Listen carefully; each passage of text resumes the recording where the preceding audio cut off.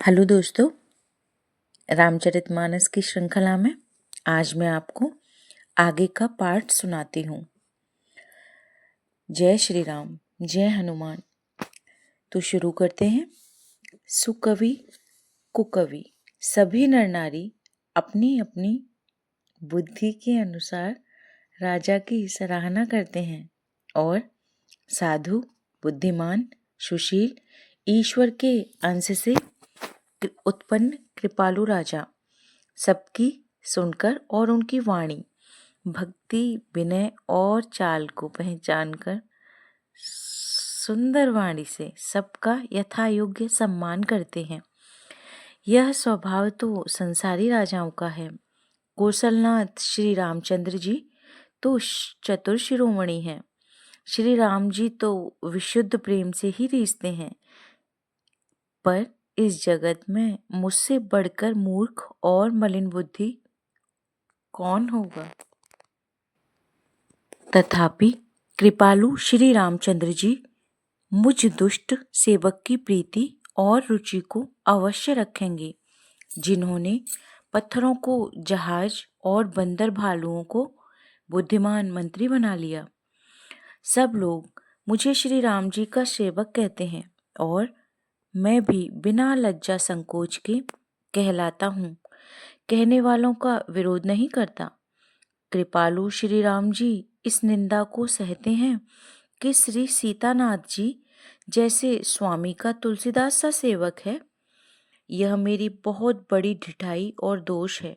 मेरे पाप को सुनकर नरक ने भी नाक से कोड़ ली है, अर्थात नरक में भी मेरे लिए ठौर नहीं है। यह समझकर मुझे अपने ही कल्पित डर से डर हो रहा है, किंतु भगवान श्री रामचंद्र जी ने तो स्वप्न में भी इस पर, मेरी इस ढिठाई और दोष पर ध्यान नहीं दिया है। वरन मेरे प्रभु श्री रामचंद्र जी ने तो इस बात को सुनकर, देखकर और सुचित्त रूपी चक्षु से निरीक्षण कर मेरी भक्ति और बुद्धि की उल्टे सराहना ही की है। क्योंकि कहने में चाहे बिगड़ जाए, अर्थात मैं चाहे अपने को भगवान का सेवक कहता कहलाता रहूं, परंतु हृदय में अच्छापन होना चाहिए। हृदय में तो अपने को उनका सेवक बनने योग्य नहीं मानकर पापी और दीन ही मानता हूँ। यह अच्छापन है। श्री रामचंद्र जी दास के हृदय की अच्छी स्थिति जानकर रीझ जाते हैं। प्रभु के चित्त में अपने भक्तों की हुई भूल चूक याद नहीं रहती। वे उसे भूल जाते हैं और उनके हृदय की 100 बार याद करते हैं। जिस पाप के कारण उन्होंने बाली को व्याध की तरह मारा था, वैसे ही कुचाल फिर सुग्रीव ने चली। वही करनी विभीषण की थी, परंतु श्री रामचंद्र जी ने स्वप्न में भी उसका मन में विचार नहीं किया। उल्टे भरत जी से मिलने के समय श्री रघुनाथ जी ने उनका सम्मान किया और राजसभा में भी उनके गुणों का बखान किया। प्रभु श्री रामचंद्र जी तो वृक्ष के नीचे बंदर डाली पर, अर्थात मर्यादा पुरुषोत्तम सच्चिदानंद घन परमात्मा श्री राम जी, और कहाँ पेड़ों की शाखाओं पर कूदने वाले बंदर, परंतु ऐसे बंदरों को भी उन्होंने अपने समान बना लिया।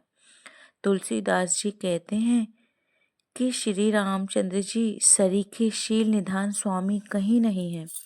श्री राम जी आपकी अच्छाई से सभी का भला है, अर्थात आपका कल्याणमय स्वभाव सभी का कल्याण करने वाला है। यदि यह बात सच है तो तुलसीदास जी का भी सदा कल्याण ही होगा। इस प्रकार अपने गुण दोषों को कहकर और सबको फिर से शीस नवाकर श्री रघुनाथ जी का निर्मल यश वर्णन करता हूँ, जिससे सुनने से कलयुग के पाप नष्ट हो जाते हैं। मुनि याज्ञवल्क्य जी ने जो सुहावनी तथा मुनिश्रेष्ठ भारद्वाज को कथा सुनाई थी, उसी संवाद को मैं बखान कर कहूँगा। सब सज्जन सुख का अनुभव करते हुए सुने। शिव जी ने पहले इस सुहावने चरित्र को रचा, फिर कृपा करके पार्वती जी को सुनाया। वही चरित्र शिव जी ने काकभूषण जी को राम भक्त और अधिकारी पहचान कर दिया।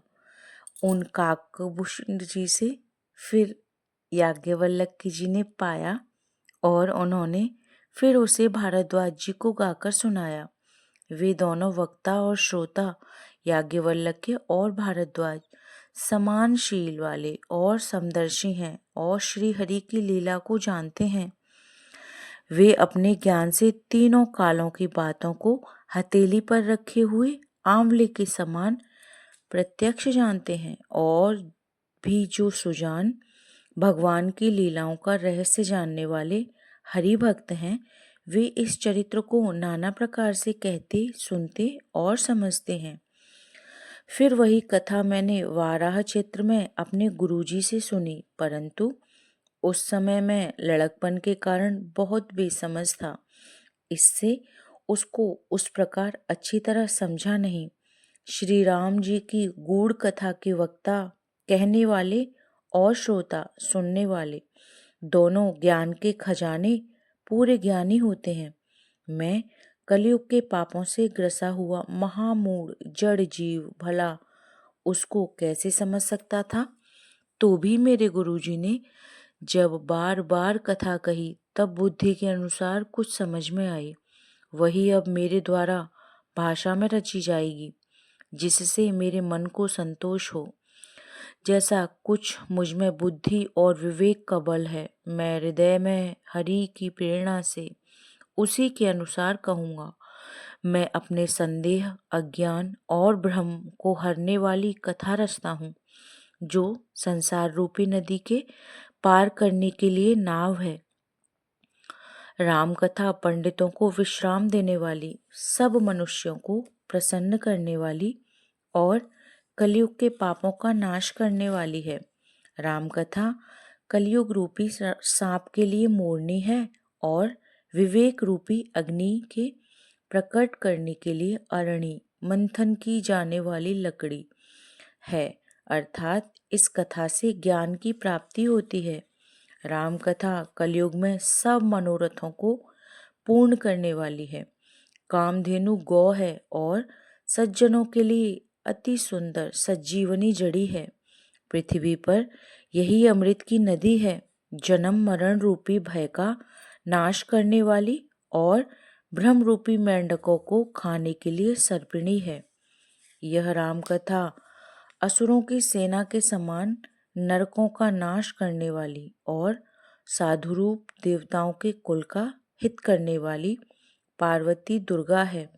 यह संत समाज रूपी क्षीर समुद्र के लिए लक्ष्मी जी के समान है और संपूर्ण विश्व का भार उठाने में अचल पृथ्वी के समान है। कथा को यहीं खत्म करते हैं। जय सिया राम, जय हनुमान। धन्यवाद सभी को।